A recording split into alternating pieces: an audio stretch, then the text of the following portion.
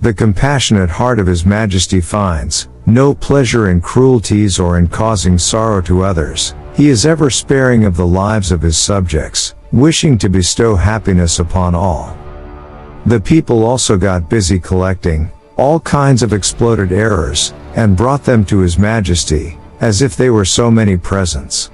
Every doctrine and command of Islam is the prophetship, the harmony of Islam with reason. The details of the day of resurrection and judgment, all were doubted and ridiculed. Akbar is reported to have said, "My dear child, with all of God's creatures, I am at peace. Why should I permit myself, under any consideration, to be the cause of molestation or aggression to anyone? Besides, are not 5 parts in 6 of mankind either Hindus or aliens to the faith? And were I to be governed by motives of the kind suggested in your inquiry, what alternative can I have but to put them all to death? I have thought it therefore my wisest plan to let these men alone." Islam, like the other 2 religions of the Judaic family, is exclusive-minded and intolerant by comparison with the religions and philosophies of Indian origin. Yet the influence of India on Akbar went so deep that he was characteristically Indian in his large-hearted Catholicity. Brahmins surpass other learned men in their treatises on morals.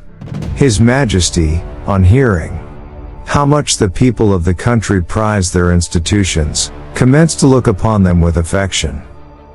The king, in his wisdom, understood the spirit of the age, and shaped his plans accordingly. Akbar's court was essentially foreign, and even in his later years the Indian element, whether Hindu or Muslim, constituted only a small proportion of the whole.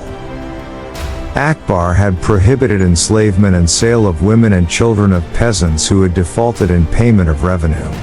He knew, as Abul Fazl says, that many evil-hearted and vicious men, either because of ill-founded suspicion or sheer greed, used to proceed to villages and mahals and sack them.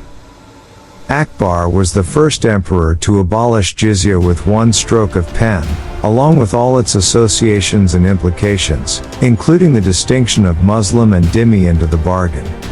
His son and grandson followed his example in regard to jizya, generally speaking, but reimposed upon the Hindus all the other restrictions and disabilities suffered by them before.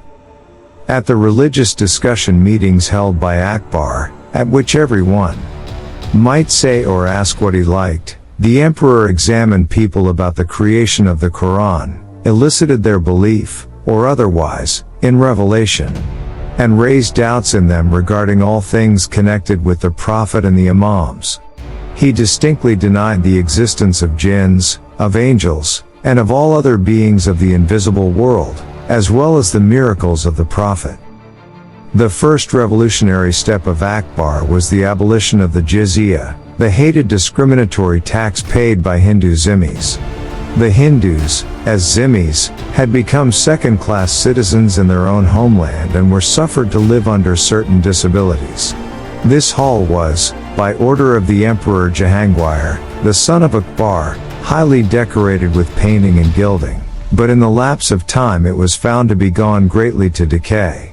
And the Emperor Aurangzeb, either from superstition or avarice, ordered it to be entirely defaced, and the walls whitened.